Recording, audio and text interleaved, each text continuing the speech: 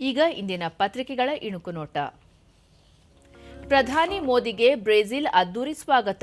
ವಿಶ್ವ ನಾಯಕರ ಜತೆ G20 ಶೃಂಗಸಭೆಗೆ ಸಜ್ಜಾದ ಬ್ರೆಜಿಲ್. ದಕ್ಷಿಣ ದೇಶಗಳ ವಿಷಯ ಗಂಭೀರ ಸಮಸ್ಯೆ ಚರ್ಚೆ. ಮಣಿಪುರಕ್ಕೆ ಸರ್ಪಗಾವಲು. ಶಾ ದೋವಲ್ ಸಭೆ. ಭದ್ರತೆಗೆ 50 ತುಕಡಿ ರವಾನೆ. ಎನ್ಐಎ ತನಿಖೆ.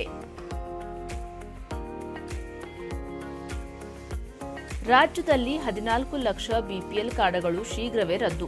ಈಗಾಗಲೇ 3.6 ಲಕ್ಷ ಕಾರ್ಡ್ ಎಪಿಎಲ್ಗೆ, 10 ಲಕ್ಷ ಕಾರ್ಡ್ ಪರಿವರ್ತನೆ ಬಾಕಿ. ಮುನಿಯಪ್ಪ. ಪಿಜಿ ವೈದ್ಯಕೀಯ ಶುಲ್ಕ ಶೇಕಡ 10 ಹೆಚ್ಚಿಸಿದ ಸರ್ಕಾರ. ಸರ್ಕಾರಿ ಖಾಸಗಿ ಕೋಟಾ ಸೀಟುಗಳಿಗೆ ಅನ್ವಯ. ವೈದ್ಯಕೀಯ ಶಿಕ್ಷಣ ಇಲಾಖೆ ಆದೇಶ. ಮಹಿಳಾ Asian champions trophy hockey tourney. ಇಂದು ಭಾರತ ವರ್ಸಸ್ ಜಪಾನ್ ಸೆಮೀಸ್.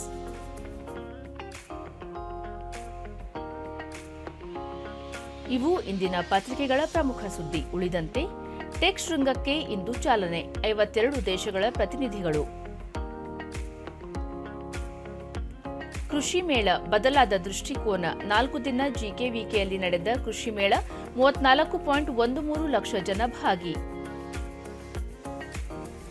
ಸತತ 7ನೇ ದಿನವೂ ಕುಸಿದ ಷೇರು ಮಾರುಕಟ್ಟೆ.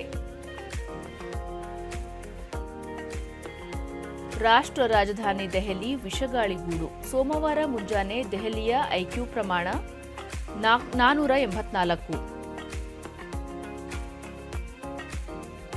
ಚೀನಾ ಮಾಸ್ಟರ್ಸ್ ಬಿಡಬ್ಲ್ಯೂಎಫ್ ವಿಶ್ವ ಟೂರ್ಸ್. ಸ್ಪರ್ಧೆಗೆ ಮರಳಿದ ಸಾತ್ವಿಕ್ ಚಿರಾಗ್.